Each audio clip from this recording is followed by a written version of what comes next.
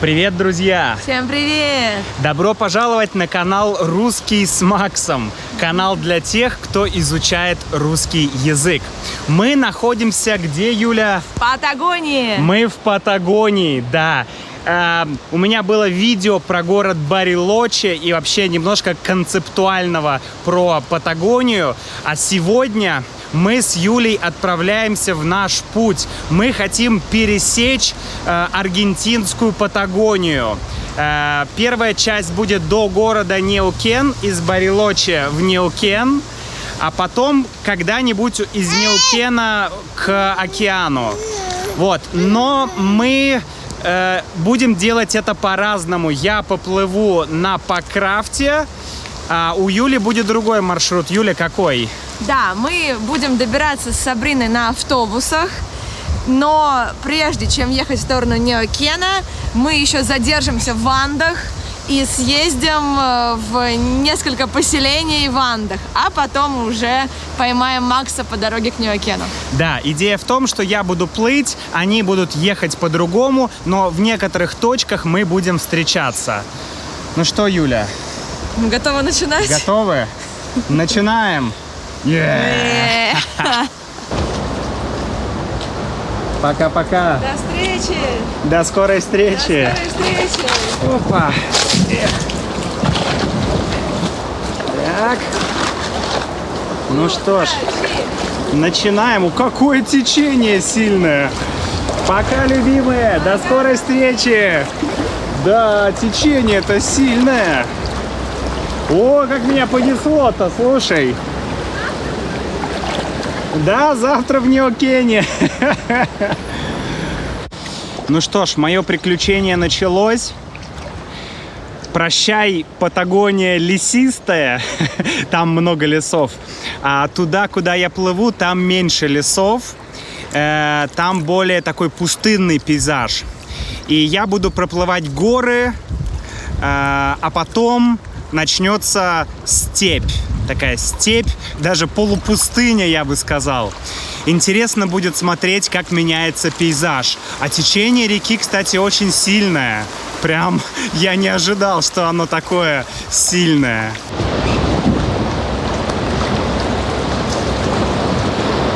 Так, ого-го.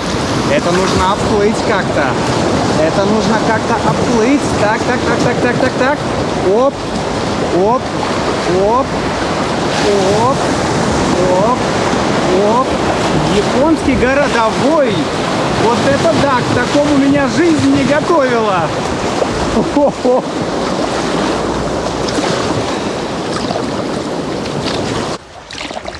Первые 10 минут моего маршрута, и уже было немножко страшно, потому что иногда появляются большие камни, иногда какое-то странное течение, и появляются большие волны. 2 раза меня чуть не захлестнуло волной, то есть волна вот так чуть не нашла полностью на меня. Вот, и очень сложно пристать к берегу. Вот сейчас мне нужно это сделать, я попытаюсь. Вот здесь спокойная вода. Мне нужно пристать к берегу, чтобы надеть кепку и солнечные очки. Во, кажется, получилось. Так, только тут колючки. Стоп. Вот, получилось. Но вообще это не просто пристать к берегу или причалить к берегу. Очень непросто.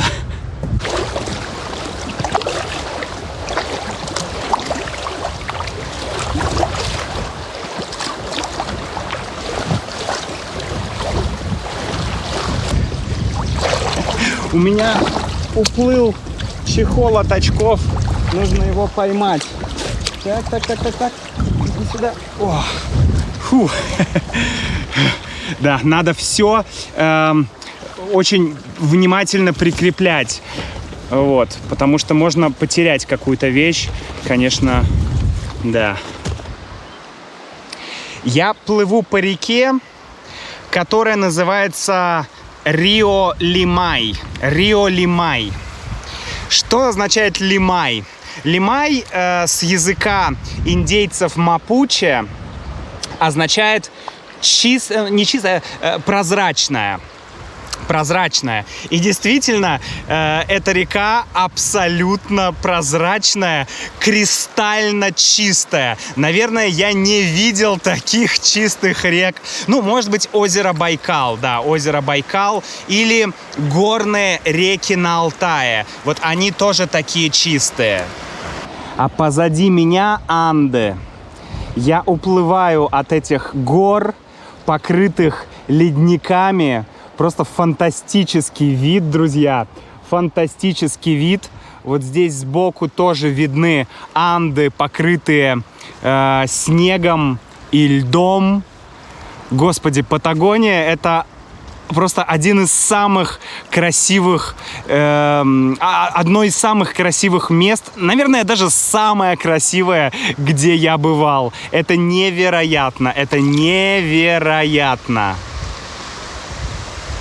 Несмотря на то, что сейчас прохладно и дует ветер, я остановился в таком красивом месте с видом на горы. Наверное, скоро я перестану видеть Анды. Несмотря на ветер и холод, здесь, в Аргентине, очень сильный ультрафиолет. И ты можешь сгореть. Я уже много раз сгорал, поэтому мне нужно найти солнцезащитный крем, он у меня где-то здесь, и намазать лицо.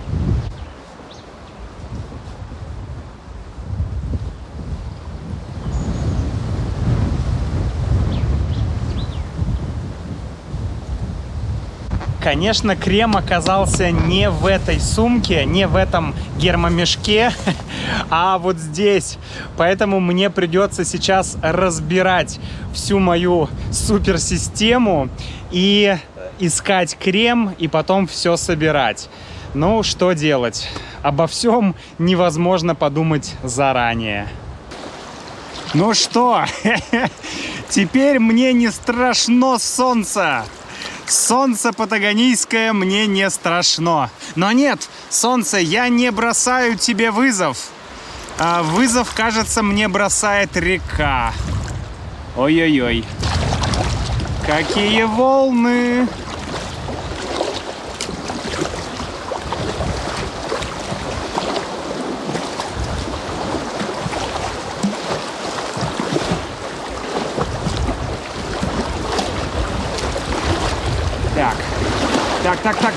Так, блин, разворачивает, а, зараза. Так, вперед, туда надо.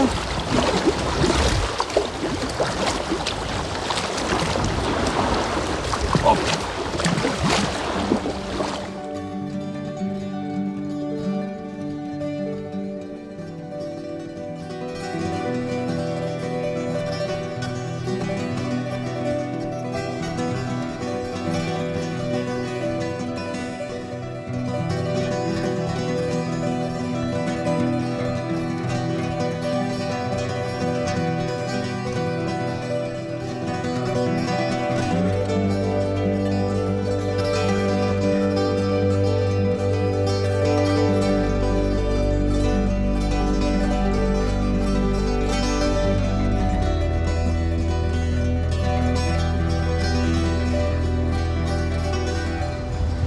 Видите эти ледники? Так вот, вода с этих ледников несет меня к морю, к океану. Рио-Лимай течет до самого океана. Больше 1000 километров через Патагонию.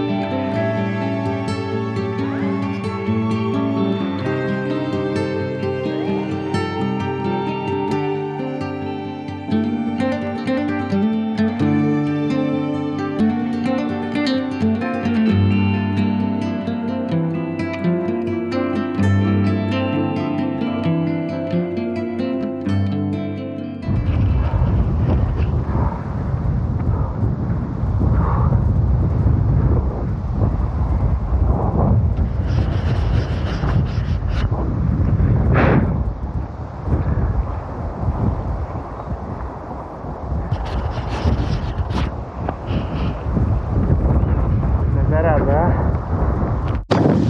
Вот и случилось то, чего я боялся. Я перевернулся. И течение реки меня понесло вперед. Я весь абсолютно мокрый.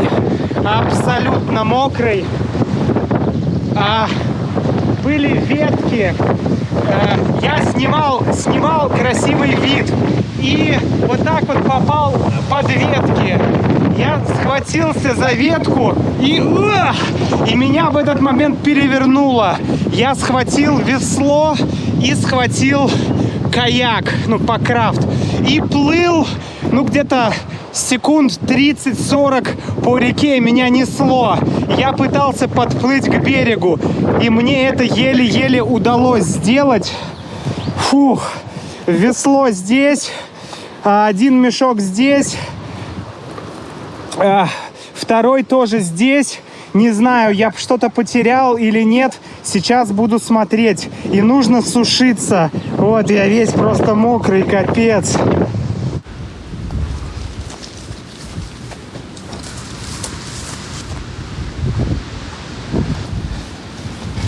Хорошо, что телефон в чехле.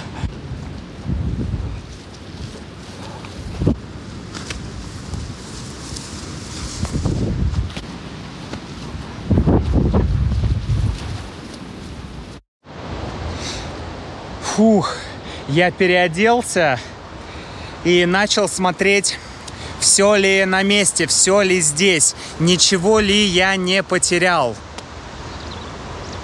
И слава богу, что я ничего не потерял, только одну бутылку. Погодите, вот здесь еще были вещи. И здесь тоже все цело. Здесь такой открытый карман. Я ничего не потерял, кажется, что я ничего не потерял, кроме одной бутылки с водой, которая просто лежала в покрафте. Вот, но у меня, конечно, промок рюкзак.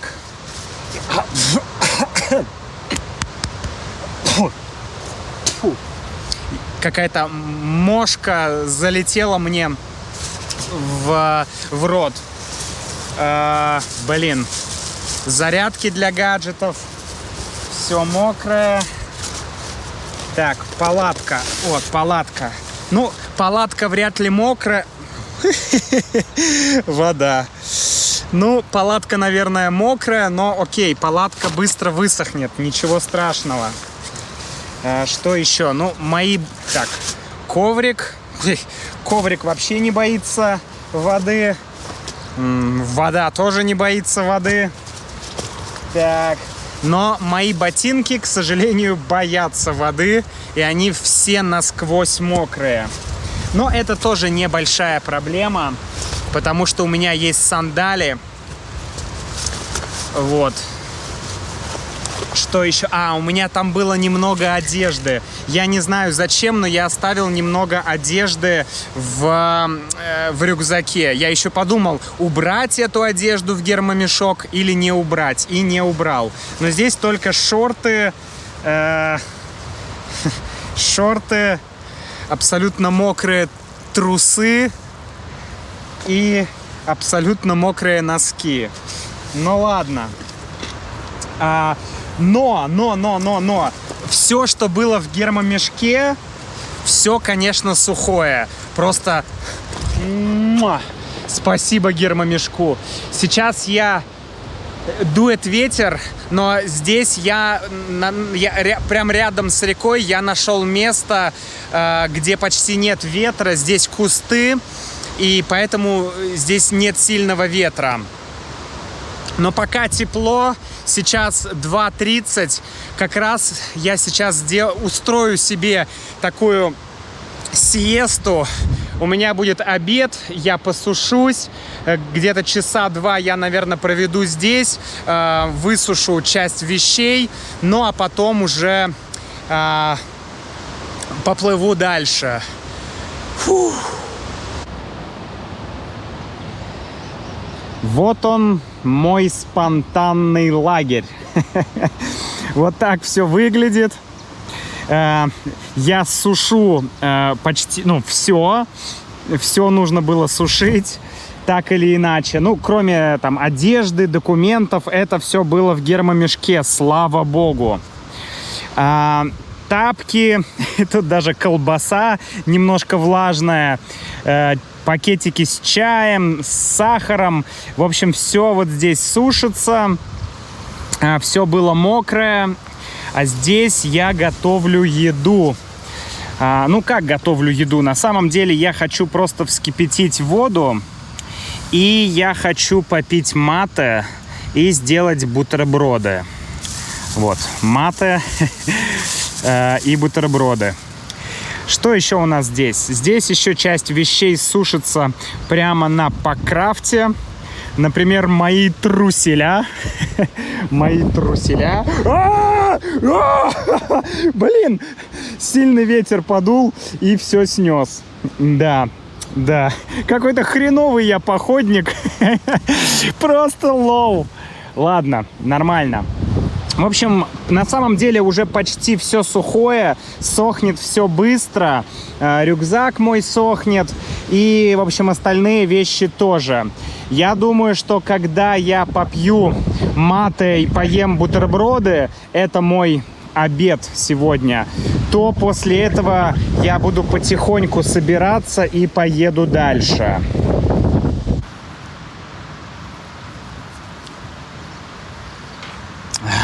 Аргентинская салями. Это просто бомба. Это просто космическая бомба.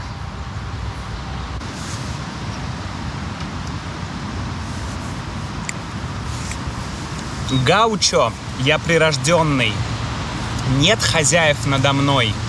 Вся земля мне дом родной. Ярый бык меня не свалит. Гад ползучий не ужалит, не спалит полдневный зной.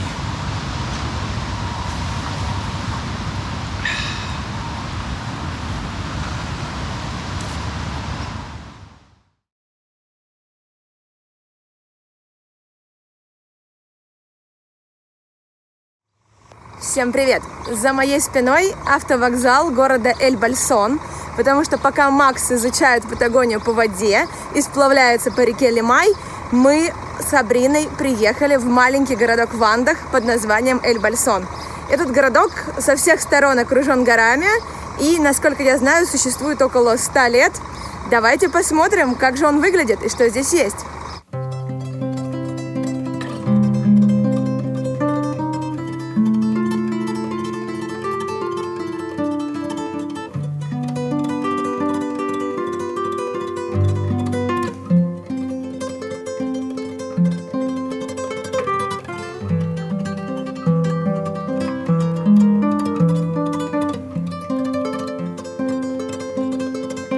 Примечательно то, что в 70-е годы именно в Эль-Бальсоне образовалась первая коммуна хиппи в Аргентине.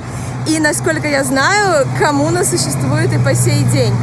На самом деле, действительно, атмосфера, такая хиппи-атмосфера в городе чувствуется, особенно в выходной, потому что в выходной здесь раскидывается большая ярмарка мастеров, где люди продают различные вещи, которые они сделали своими руками. И сейчас именно туда мы и отправляемся, да, Сабрин? Сабрина, пойдем на ярмарку мастеров? Пойдемте.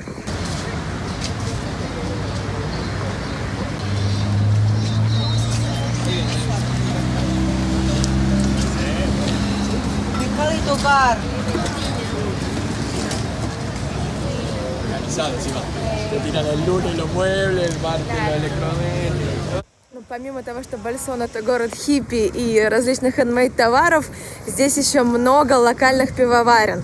Здесь даже варят клубничное и малиновое пиво, которое можно попробовать только здесь. Ну, по крайней мере, в других городах Аргентины я нигде такого не видела.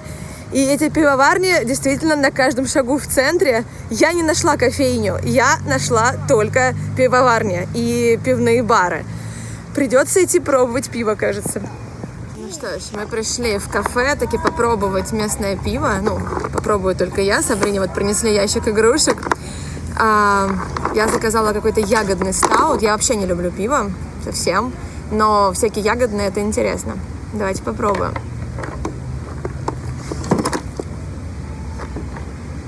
Не знаю, почему он ягодный, но на вкус очень прикольно.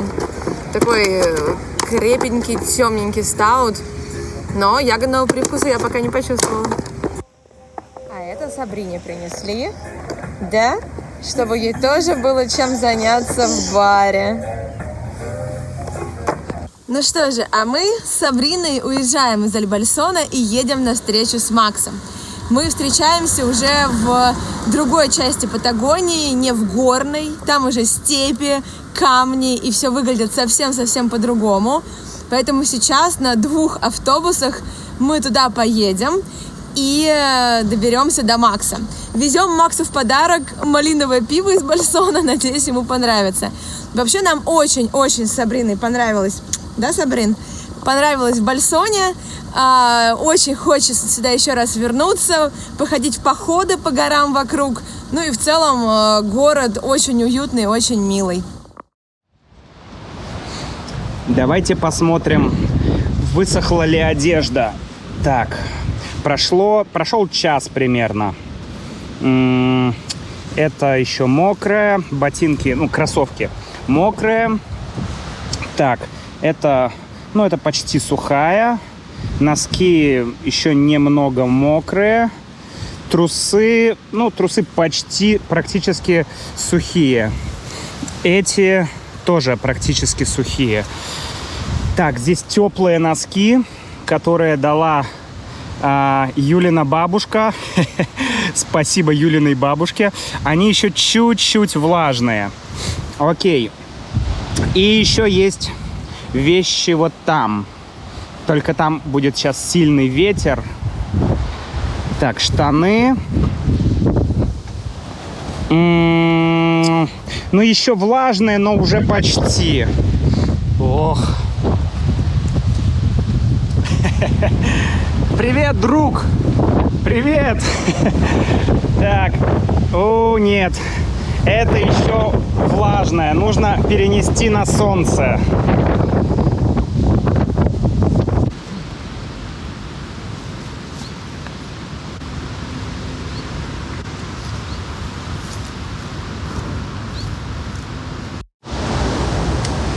Честно говоря, очень страшно опять плыть туда, где это безумное течение. В общем, я получил хороший урок. Буду аккуратнее. Так, ну ладно, можно, в принципе... Так. Оп-оп-оп-оп-оп-оп.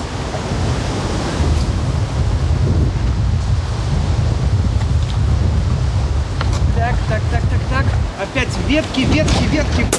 Блин, опять ветки. Да черт его побрал, а? Опять черт бы его побрал. Фух. Иисус.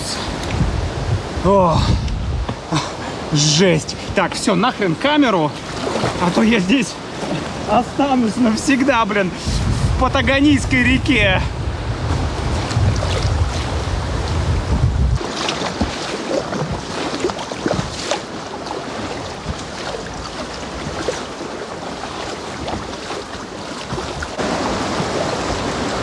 Вот оно началось, веселье. Так. Веселье, стоп. Веселье. Ё-моё, что там происходит? Ё-моё. Ох, Господь. Оп. Так, спокойно.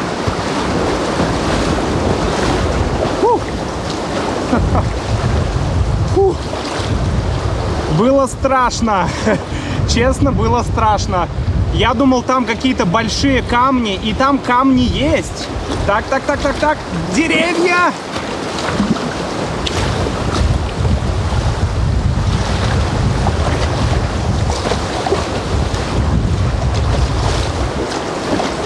Фух. Впереди первое человеческое поселение. Не знаю, что там, но я вижу несколько домов. Может быть, это кемпинг и какие-то отели. Ну, скорее всего.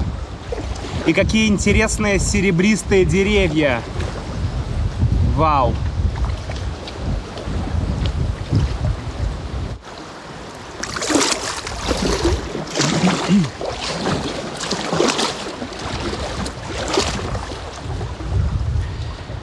Дело уже идет к вечеру. 6 часов вечера сейчас. Поэтому мне нужно искать место. Искать место для ночевки. Поэтому сейчас я плыву и смотрю, что вокруг, чтобы найти какое-то подходящее место для ночевки.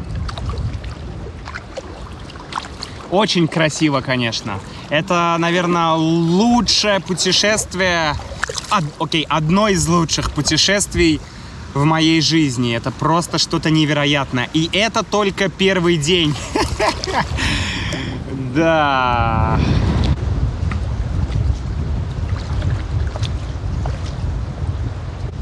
Впереди очень интересная переправа.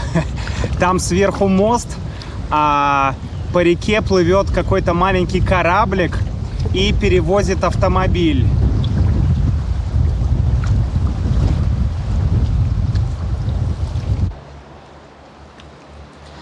Солнце уже совсем скоро сядет, поэтому я ищу место для ночевки. Я остановился на острове. Тут рядом какой-то поселок, тут тоже какие-то домики, но этот остров, кажется, никому не принадлежит. Проблема в том только, что здесь нет деревьев, и здесь может быть ветрено. Вот там впереди есть деревья. Я хочу немножко пройтись, посмотреть на этот остров, потому что, ну, как бы немного вариантов, если честно. Немного вариантов, где можно остановиться. Вот еще следующий остров есть, и здесь остров. Но тут совсем все поросло деревьями. А здесь, кажется, вот есть ровные места для палатки. Есть вот места вот такие вот, где можно уединиться. Так, что это было? Мне показалось. Ладно, показалось, что какой-то зверь. В общем, мне нравится. Кажется, это то, что нужно. Кажется, это то, что нужно. Потому что, ну, да. Кажется, это то, что нужно. О, птицы. Давай. Оп. Оп. Тихо. Тихо. Оп.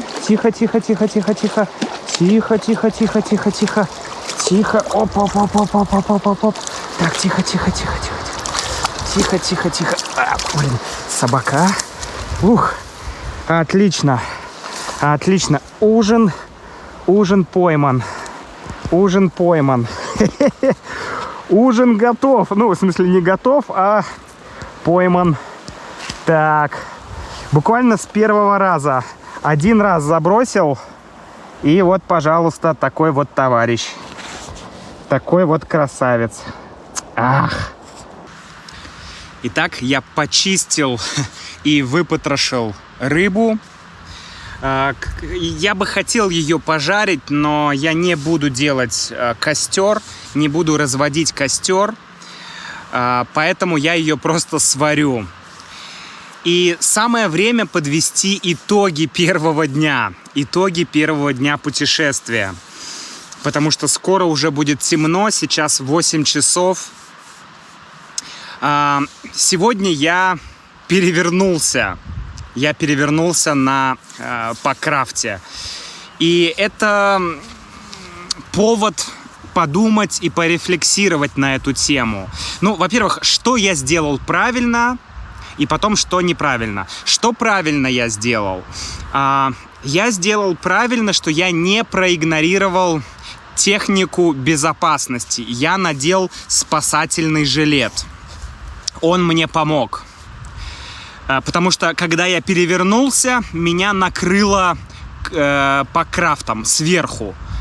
Но спас-жилет вытолкнул меня из воды.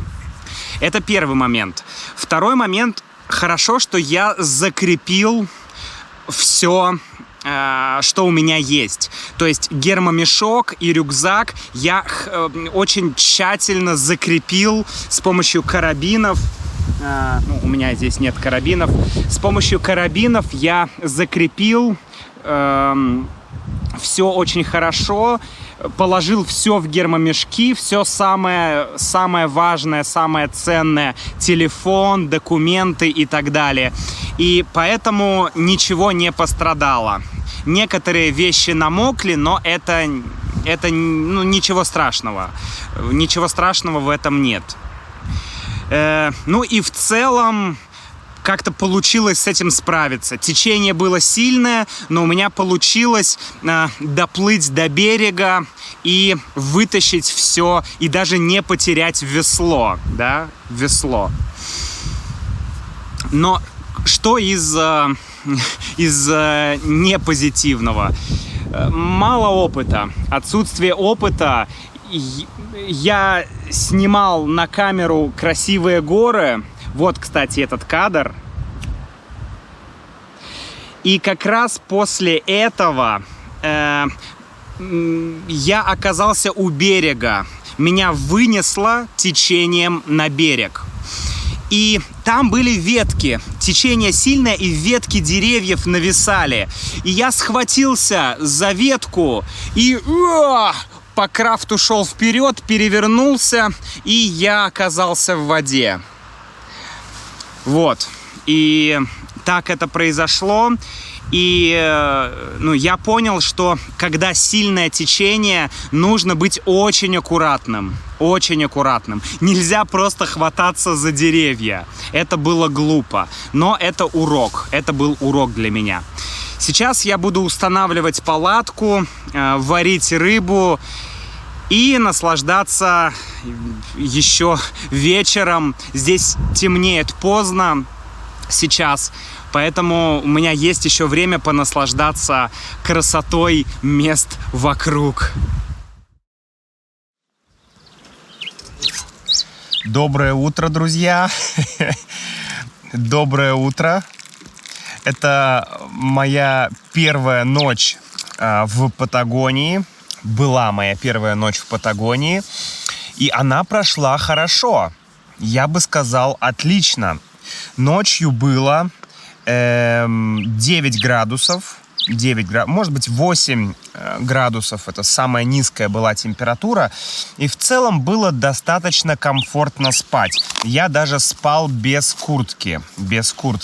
Однако утром поднялся сильный ветер, и поэтому я надел куртку. Вообще я вышел, в туалет в 4:30, и сейчас 6:30. 2 часа я не сплю, я выспался, чувствую себя хорошо, вокруг очень красиво, и я уже завтракаю. Причем это я вчера порезался, пока резал рыбу. Да? Макс год назад. Как можно есть в Аргентине вот эти сухари, вот эти тосты, хлеб с джемом постоянно? Через год. У Макса тут мешочек с сухарями. Здесь были большие тосты, но они превратились вот в такие сухари. Джем и дульсе де лече. Дульсе де лече — это что мы в России называем вареная сгущенка. Здесь в Аргентине она просто нереально популярна, просто невообразимо популярна. В России мы не едим вареную сгущенку каждый день, может быть, раз в неделю, а иногда и реже, может быть, раз в 2 недели. Обычно мы ее добавляем куда-то, в выпечку, но здесь люди просто едят дульсе де лече, не знаю, мне кажется, каждый день. Вот. Но сейчас я позавтракаю, и начнется мой, ну, он уже начался, но для вас начнется второй влог из Патагонии, который вы увидите на следующей неделе. Что будет сегодня со мной происходить?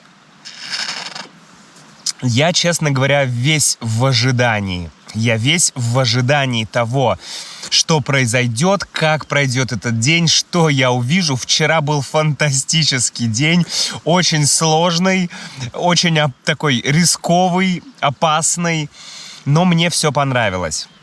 Окей, не будем терять время, друзья. Я продолжу свой завтрак, мате и тосты с дульсе де лече. А с вами я прощаюсь. До встречи в следующем видео на следующей неделе. Пока.